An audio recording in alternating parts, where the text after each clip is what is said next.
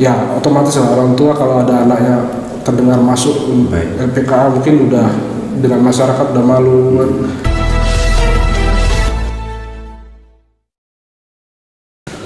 Assalamualaikum warahmatullahi wabarakatuh.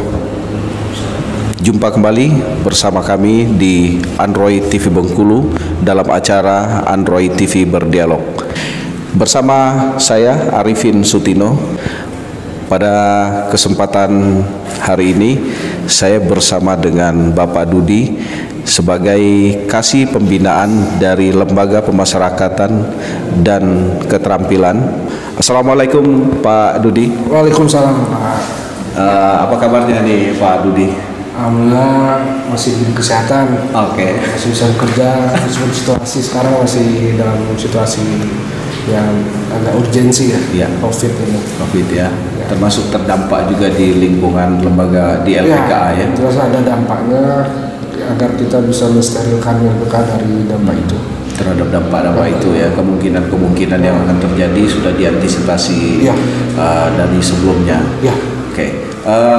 Artinya dengan mengantisipasi tersebut tidak adanya kunjungan dari pihak luar. Ya, salah satunya itu kita kebetulan dapat dari instansi kita khususnya Kementerian Hukum dan HAM sudah membuat instrumen-instrumen dari awal Februari dari Timpas itu dan instrumen kita seperti apa dalam pelaksanaan hariannya kalau terjadi situasi COVID ini.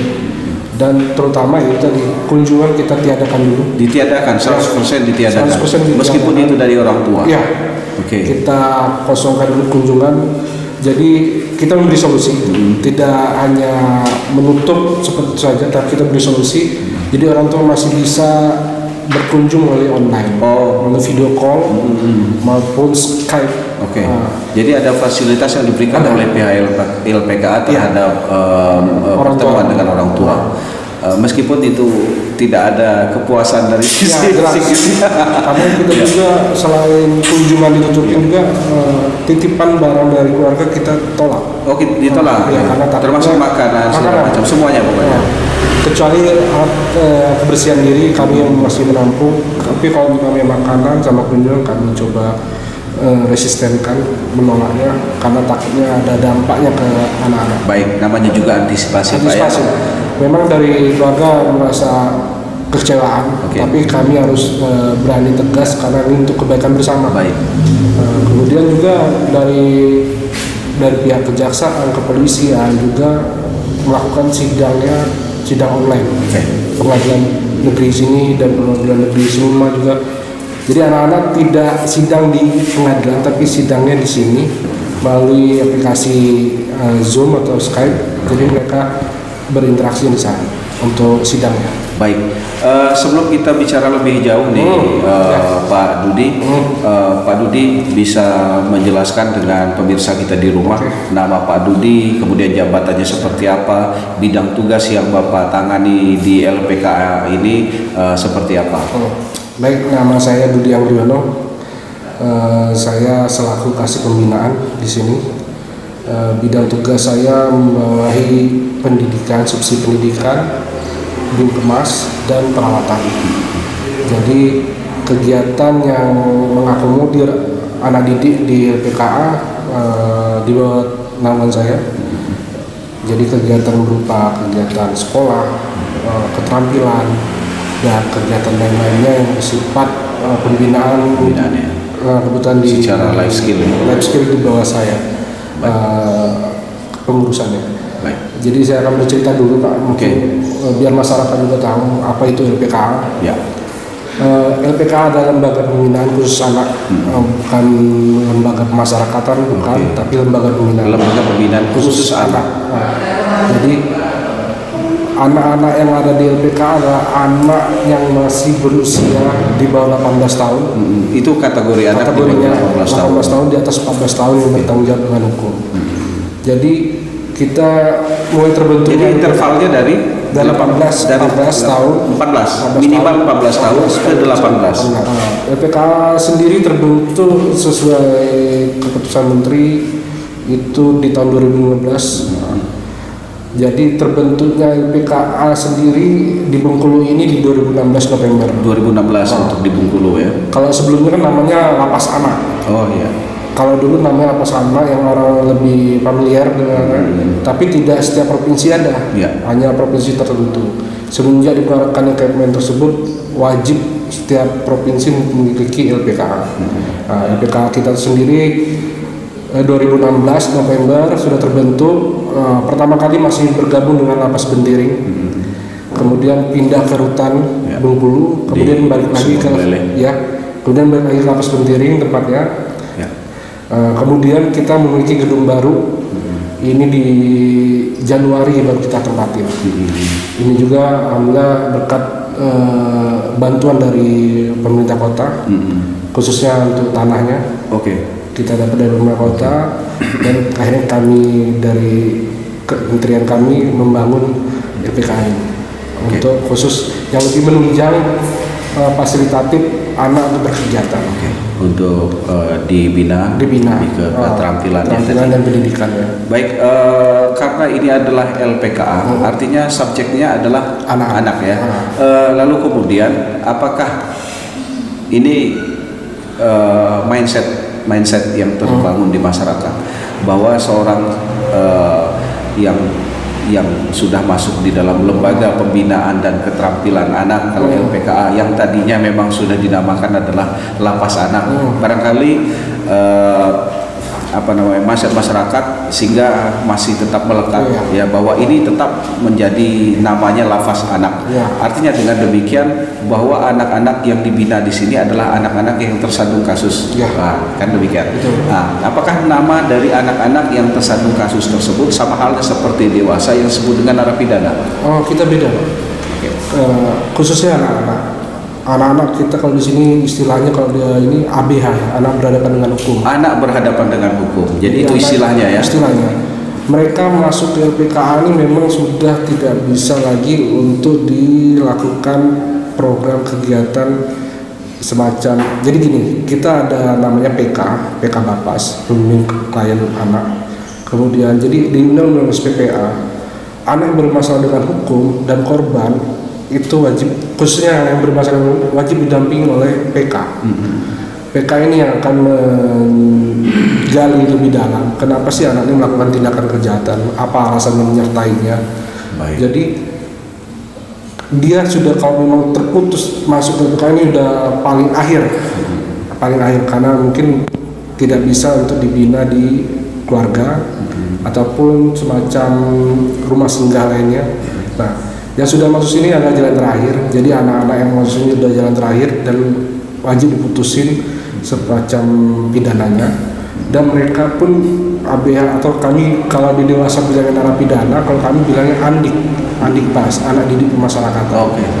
Jadi ada perbedaan istilah. Jadi ABH lalu kemudian ketika sudah masuk di dalam LPKA namanya andik pas. Anak didik pemasyarakatan. Ya, ini yang mungkin masyarakat yang tidak tahu. Mungkin ya asumsi dari masyarakat adalah narapidana anak. Sebenarnya kita menghaluskan bahasa itu menjadi pas, karena stigma ini yang kita harus coba kikis. Mungkin ya stigma negatif ya. Biar karena dengan demikian kan akan membuat secara psikis anak di ketika keluar nanti menimbulkan hal-hal yang tidak baik gitu ya. Berhadapan dengan masyarakat. Ada stigma negatif yang dilemparkan ke anak yang bersangkutan. Sehingga tidak menutup kemungkinan akan terulang kembali kasus-kasus yang serupa. Kita ya keinginan kami dari LPKA ada supporting dari pihak masyarakat. Bahwa anak-anak yang sudah berhadapan dengan hukum ini ya kalau bisa disupport mentalnya biar mereka bisa kembali termotivasi untuk melakukan kegiatan yang lebih positif. Ya setiap manusia pasti ada berbuat salah. Ya, kebetulan mereka ini yang kena imbasnya sendiri dari kelakuan mereka, mungkin ya dari anak-anak kan sifatnya spontanitas Pak. Kalau melakukan kejahatan itu hanya untuk kepuasan dia. Kepuasan diri pada saat itu untuk memunculkan. Tapi setelah melakukan dia bingung nih, saya salah nih kan. Benar. Beda dengan dewasa mungkin ya lebih sifatnya mereka memang ada terencana. Kalau anak-anak kan justru hal-hal negatif yang dilakukannya itu menjadi sebuah kebanggaan bagi iya, anak. Makanya sekarang kenapa ada LPKA? Kok dipisahkan anak-anak dengan dewasa? Kalau dulu kan gabung. Kalau gabung kan mereka akan belajar sama dewasa. Oh kayak gini nih juri, oh gini. Nah, makanya dia dipisahkan agar betul-betul tepat sasaran pembinaannya. Betul-betul mereka bisa merubah jati diri mereka yang lebih positif. Itu keinginan kami. Ya, tapi sebaik apapun kegiatan yang kami lakukan, kalau orang tua dan masyarakat tidak mendukung, ya percuma, akan sia-sia. Nah, kalau ini terkait dengan kekhawatiran kita, stigma masyarakat terhadap anak ketika sudah bebas, katakanlah kutip ya bebas ya, kita berusaha artinya ketika sudah selesai di pendidikan di lembaga pendidikan dan lembaga pemasyarakatan dan khusus anak, gitu ya. Terjun ke masyarakat kembali. Kalau orang tua oke lah, karena mereka sudah paham bahwa ini adalah lembaga yang membina anak mereka. Lalu kemudian ke masyarakat. Hal-hal tersebut perlu langkah-langkah antisipasi dari pihak LPKA dalam rangka menstigma anak tersebut untuk tidak dilakukan pandangan-pandangan negatifnya. Apa yang dilakukan? Langkah-langkah apakah belum atau sudah ada langkah-langkah khusus yang dilakukan kepada masyarakat? Langkah awal kami sudah melakukan penguatan, istilah kami penguatan kepada orang tua dan adik. Penguatan seperti apa? Kami memberikan penguatan agar mereka tidak tersudutkan. Jadi setelah bebas, kalaupun ada omongan-omongan yang mungkin ya pasti ada sekitar masyarakat ngomong yang miring tentang mereka, saya terus menekankan jangan didengar. Dalam artian anggap angin lalu, tapi kita buktikan kalian tuh bisa. Itu yang kami coba tekankan. Orang tua pun seperti itu. Ya otomatis lah orang tua kalau ada anaknya terdengar masuk LPKA mungkin udah dengan masyarakat udah malu. Nah kami penguatan yang kami lakukan tidak hanya dari LPKA. Kebetulan kita ada LSM PKBI yang mensupport kami. Mereka yang mewadahi orang tua untuk melakukan penguatan. Biasanya kami melakukan semacam family gathering, Pak. Jadi setiap 6 bulan sekali kami kumpulkan orang tua dan anak melakukan kegiatan di sini. Nah, kita melakukan penguatan dari kami, dari eksternal kami. Jadi orang tua nantinya pada saat anaknya sudah selesai menjalani pidana di sini, mereka siap untuk menjalani hidup di masyarakat. Untuk langkah hukum yang saya maksud tadi barangkali lebih spesifik lagi nih Pak. Langkah-langkah hukum yang dilakukan oleh pihak LPKA ketika anak sudah bebas dari LPKA lalu kemudian ke masyarakat, apakah terus dilakukan pemantauan? Barangkali ada masyarakat yang berlebihan di dalam menganggap si anak tersebut. Apakah ya sudah hanya batas jangan didengarkan, jangan digubris, atau ada pesan-pesan khusus kepada mereka, atau kalau mereka sudah keterlaluan silakan kalian gunakan jalur begini, silakan ini. Ya secara apa ya, bukan formal, secara supporting moral saya hanya tahu. Kalau secara teknisnya ada. Kami anak-anak yang melaksanakan integrasi PB dan CB, pengawasan kan tidak di kami lagi. Pengawasan ada dari pihak PK Bapas, kemudian pihak kejaksaan, kemudian lurah, polisian dan lurah setempat dan RT, di mana anak dia berdomisili ya. Karena anak-anak yang melakukan integrasi kan orang tua minta keterangan dari kelurahan, ibarat siap menerima anak-anak tersebut. Jadi dari mereka akan memantau anak-anak seperti apa secara teknisnya. Dan kalaupun mereka yang Bapak sampaikan tadi harus menempuh jalur apa, itu kami serahkan kepada orang tuanya kembali. Intinya mereka pada saat proses di luar agar bisa mengontrol dirinya, agar tidak mengulangi pidana lagi. Itu yang jadi kunci dari mereka. Baik Pak. Oke Pak, itu tadi teknis dan kemudian apa yang menjadi istilah untuk merubah mindset masyarakat terhadap anak ketika pun mereka tersandung masalah. Lalu kemudian tadi kita sudah berbicara tentang langkah-langkah antisipasi dari pihak LPK, baik dari anak yang sedang berada dalam pembinaan maupun ketika sudah keluar di masyarakat kembali. Sekarang kita kembali nih, tetap ke subjeknya anak. Itu kasus-kasus yang terjadi pada anak ketika berada di LPKA kelas 2A Bengkulu, itu didominasi dengan permasalahan apa yang terjadi dengan mereka di masyarakat? Rata-rata kasusnya kasus pidana umum, Pak. Pidana umum, pencurian, itu yang didominasi. Didominasi oleh itu. Kemudian kasus pelecehan seksual. Pelecehan seksual, oke. Terus ada juga pembunuhan. Kemudian ada psikotropika. Psikotropika, oke. Data itu yang terangkum saat ini. Anak-anak yang paling dominan itu pencurian. Paling dominan pencurian. Di sini terkontrol, Pak. Karena setiap gerak-gerik mereka kita kontrol. Mereka pun ada attitude di dalam sini.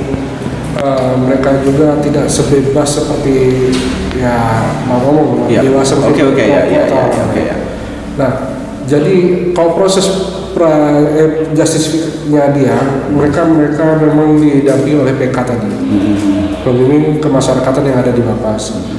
Seperti mereka pertama kali ditahan, proses persidangan seperti apa. Ini PK yang bergerak. Kami menerima anak ini yang ibaratnya yang sudah ingkrah dan sebelum ingkrah berarti masih proses penahanan. Nah, ini yang kami godok anaknya supaya bisa bermindset yang lebih baik lagi. Untuk sementara itu kegiatan yang kami lakukan. Kemudian juga kami supporting juga ke anak-anak. Ada hak-hak yang mereka harus kita penuhi, semacam hak identitas. Mungkin ada anak-anak yang tidak punya identitas sama sekali, semacam akte yang tidak ada, mungkin dari latar belakang keluarga yang kurang, kemudian broken home, ada perceraian. Nah, ini coba hak identitasnya kami penuhi. Kami bekerja sama dengan Dinas Dukcapil Kota Bengkulu. Alhamdulillah Dinas Dukcapil memfasilitasi untuk identitas anak. Kemudian hak pendidikannya, mereka rata-rata anak-anak bila ini dari sekolahnya sendiri sudah di DO. Ada ya kemirisan juga kenapa anak-anak ini harus di DO dari sekolahnya. Kadang sekolah itu kan untuk penunjang mereka juga. Jadi ya kami melakukan sekolah juga, tapi namanya PKBM, Pak. Jadi mereka tetap bersekolah masuk paket. Kemudian kesehatannya, kami juga menyelenggarakan kesehatan mereka, yaitu mendatangkan dokter dari Puskesmas Bentiring, Dinas Kesehatan, kemudian Rumah Sakit Kota. Kemudian ya ini yang kami cover. Nah, untuk domisili ini, karena ini adalah LPKA kelas 2A Kota Bengkulu. Provinsi apa kota? Ini kota. Kota Bengkulu. Artinya mereka dikhususkan kepada anak-anak yang orang tuanya berdomisili di Kota Bengkulu, atau ada anak-anak yang sedang dalam pembinaan di sini berada sumber asalnya dari luar dan orang tuanya berada di luar Kota Bengkulu. Ini ada yang berasal dari luar. Ada. Yang orang tuanya di luar Kota Bengkulu. Tetapi kasus mereka lakukan di dalam Kota Bengkulu. Tidak, mereka kasus per kabupaten. Jadi ada dari Lempo, dari Curug, Mayang, Sulumamala. Kenapa demikian? Karena memang kota yang baru punya lembaga ini. Memang LPKA dipusatkan di ibu kota provinsi. Jadi masing-masing kabupaten nanti akan mengirimkan anak-anak ABH yang ada di kabupaten tersebut untuk dipindahkan ke kota. Jadi kewenangannya tidak hanya dalam wilayah Kota Bengkulu. Tidak, di luar Kota Bengkulu ada. Yang proses peradilannya dilakukan di kabupaten masing-masing. Jadi mekanisme mereka yang di luar Kota Bengkulu, mereka pada saat proses penahanan sampai sidang, mereka masih di kabupaten tersebut. Tapi setelah diputus inkrah, eksekusi biasanya mereka ke sini. Bentuk kerjasama yang dilakukan dengan pihak lapas yang bersangkutan. Jadi mereka dikirim di sini untuk menjalani pidananya di sini. Baik. Untuk pembinaan yang dilakukan meliputi apa saja yang dilakukan? Alhamdulillah kegiatan dengan berbagai macam kasus itu apakah disamakan atau sesuai dengan kasus-kasus yang mereka hadapi? Jadi kita melakukan proses pembinaan ini berdasarkan data. Berdasarkan data. Data dari asesmen dari PK, kemudian data dari kita sendiri, ada pengasuh. Jadi petugas-petugas ini ada pengasuh mendampingi adik-adik ini. Jadi hasil asesmen kita akan lihat minat bakat mereka di mana. Nah, kalau ada minat bakat dari kesenian ya kita salurin di seni. Kalau ada minat bakat di pertanian kita coba di pertanian. Jadi mereka berdasarkan data, bukan berdasarkan keinginan petugas. Tapi kalau memang ada adik yang tidak ada minat bakat, kita coba poles dulu. Poles dalam artian kita coba rangsang mereka untuk berkegiatan. Dari kegiatan yang dilakukan itu di mana mereka bisa nemu keinginannya. Kalau di situ ada, kita akan perdalam di situ. Nah, rata-rata seperti itu. Kemudian kita ada bantuan dari kerjasama dengan pihak luar juga, kayak LSM PKPI, PUPA dan sebagainya. Maka begitu berdasarkan asesmen dulu. Dari asesmen dilihat si A ini yang keinginannya. Jadi kita coba sama ratakan dalam artian melihat asesmennya. Jadi siapapun itu ahlinya, siapapun kasusnya, kalau sudah di asesmen ada datanya, kita akan menggali di data. Kalau ada talenta khusus dari mereka, apakah terus dibina dengan mendatangkan pembina-pembina yang dari luar? Gitu ya? Karena kita sifatnya kerjasama dengan pihak-pihak luar, mitra-mitra yang lain akan berkelanjutan. Tidak terputus di sini saja, nanti mereka akan terus sampai selesai kegiatan. Barangkali juga nanti kan bersama dengan Android TV Bengkulu, barangkali ada binaan dari LPKA kelas 2A ini yang ingin atau yang punya talenta di broadcast yang punya talenta di perfilman, yang punya talenta di kameramen, hobi fotografer, hobi videografer. Android TV Bengkulu siap untuk bersinergi dengan pihak LPKA kelas 2A dalam rangka untuk membangun masyarakat, membangun masa depan bangsa yang lebih baik. Karena salah satu visi misi dari Android TV Bengkulu, kita bersama-sama untuk informasi dan inspirasi kepada masyarakat kita di Kota Bengkulu. Oke, nanti barangkali untuk pertemuan kita di hari ini kita cukupkan sampai di sini. Yang terakhir, kalaupun saya sudah pamit, itu hanya tanda-tandanya saja bahwa kita sudah berada di akhir penghujung acara. Harapan LPK kepada pemerintah provinsi atau Kota Bengkulu, barangkali dari pihak-pihak kedua stakeholder tersebut sudah dilakukan pendekatan, tetapi mungkin namanya kita lembaga, ada harapan-harapan yang khusus yang belum mereka berikan kepada kita. Pada intinya pemerintah kota Bengkulu dan pemerintah provinsi sudah care, misalnya sudah ada semacam kepedulian mereka terhadap anak didik di LPKA Bengkulu. Ya, kami mungkin harapan kami pribadi pengennya ada seperti maksimalkan kembali mungkin kegiatan-kegiatan atau kerjasama yang sudah kami jalin, biar betul-betul LPKA menjadi LPKA yang untuk anak-anak ini punya masa depan yang cerah. Itu harapan kami. Hanya sedikit harapan, artinya menandakan bahwa memang pihak stakeholder sudah luar biasa memberikan dukungan atau memberikan support bekerja sama dengan pihak LPKA, karena sebagai subjeknya adalah anak yang barangkali menjadi perhatian khusus dari pihak pemerintah untuk membina masa depan bangsa kita ini menjadi lebih baik lagi, sehingga mereka tidak melakukan hal-hal yang negatif yang barangkali tersandung dengan hukum. Baik Pak Dudi, terima kasih atas waktunya terhadap Android TV Bengkulu berdialog pada hari ini. Karena sekarang kita bukan tidak boleh, masih dalam physical distancing, jadi kita tidak boleh salaman Pak ya. Menggunakan salam hidayah ya Pak ya. Baik, terima kasih Pak Dudi sekali lagi. Mohon dukungannya terhadap Android TV Bengkulu. Barangkali ada hal-hal yang ingin disampaikan kepada teman-teman Android TV Bengkulu, baik kami dari kru Android TV Bengkulu ataupun masyarakat penonton Android TV Bengkulu. Baik para penonton dan pemirsa di rumah, masyarakat Kota Bengkulu, harapan kami kepada Android TV kedepannya lebih eksistensi dan lebih bisa mengakomodir pemberitaan-pemberitaan di masyarakat sebagai jembatan ataupun media informasi yang hoax kata orang, dan lebih inspiratif dan edukatif. Itu harapan kami, dan kedepannya Android TV bisa sukses. Dengan acara dialog ini tingkatkan kembali apa yang sudah menjadi acuan kerja dari Android TV sebagai sarana media masyarakat juga. Kalau bisa sih ada semacam live dan bisa adanya interaksi kepada masyarakat, mungkin sebagai pemberitaan ke masyarakat yang dari tidak tahu menjadi tahu. Baik, para penonton di rumah, kita sudah berbincang-bincang bersama Pak Dudi.